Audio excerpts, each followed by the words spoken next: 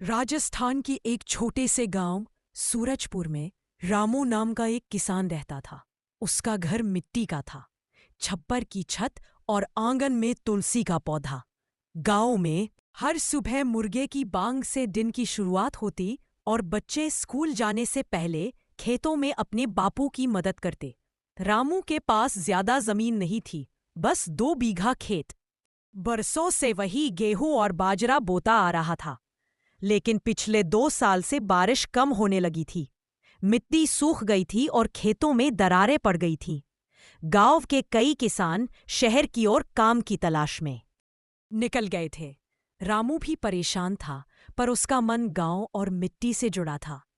एक दिन गांव में कृषि विभाग की टीम आई। उन्होंने किसानों को नई तकनीक से खेती करने और वर्षा जल संग्रह रेन वाटर हार्वेस्टिंग की जानकारी दी। सबने सुना, लेकिन किसी को भरोसा नहीं हुआ। तब रामू ने ठान लिया कि वह कुछ नया करके दिखाएगा। उसने अपने खेत के पास एक छोटा तालाब खुदवाया ताकि बारिश का पानी उसमें इकट्ठा हो सके। फिर उसने उसी पानी से खेत की सिंचाई शुरू की। उसने जैविक खेती अपनाई, गाय के गोबर और गोमूत्र से खाद बनाई और रासायनिक दवाइयों का इस्तेमाल बंद कर दिया।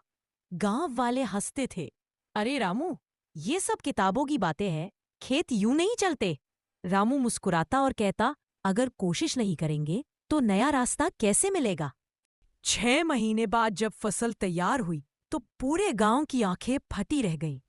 रामू के खेत में गेहूं सुनहरी बालों की तरह लहर रहे थे।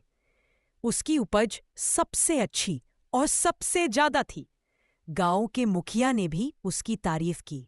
धीरे धीरे दूसरे किसानों ने भी रामू की तरह तालाब बनवाने और जैविक खेती शुरू कर दी। गांव का रंग बदल गया। जहां पहले सूखे की मार थी, वहां अब हरियाली थी। बच्चे स्कूल जाने लगे और महिलाएं भी स्व-सहायता समूह बनाकर अचार पापड़ बेचने लगी। रामू अब सिर्फ एक किसान नहीं, बल्कि गांव के लिए प्रेरणा बन गया था। जब भी कोई पूछता कि उसने ये सब कैसे किया, वह मुस्कुराकर कहता, अगर दिल में हौसला हो तो मिट्टी भी सोना उगल देती है। गांव में अब लोग कहते हैं, सूरजपुर का नाम सही रखा गया है, यहाँ हर दिन एक नया सूरज उगता है।